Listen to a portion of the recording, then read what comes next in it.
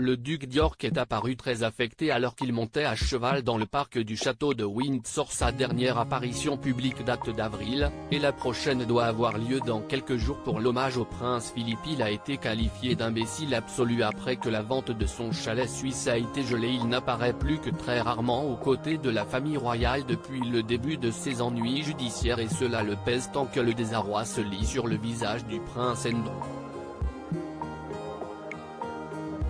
Le fils préféré d'Elisabeth II a été vu alors qu'il montait à cheval dans le parc du château de Windsor, quelques jours avant sa prochaine sortie publique pour l'hommage à son père, le prince Philippe, et sa mine abattue montre combien il ne parvient pas à s'extirper des ennuis dans lesquels il est plongé. Des affaires qui n'en finissent plus pour le prince Andrew depuis le début du scandale qui a frappé le milliardaire Jeffrey Epstein et qui l'a grandement éclaboussé du fait de leur amitié, les millions de livres sterling que le prince Andrew a dû débourser pour régler une affaire d'agression sexuelle dont l'accusait une femme, âgée de 17 ans au moment des faits, qu'il disait n'avoir jamais rencontré. Le duc d'York, âgé de 60 ans, a démissionné de la vie publique et n'apparaît qu'à de très rares occasions.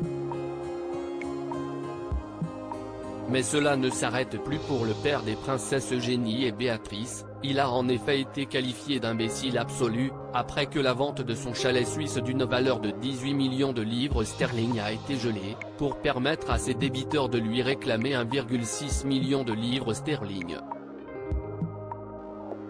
On comprend alors mieux pourquoi il affichait cette mine défaite du haut de sa monture au beau milieu du parc du château de Windsor. Espérons que ces retrouvailles avec la famille royale à l'occasion de la commémoration de son père, le prince Philippe, se passeront le mieux possible.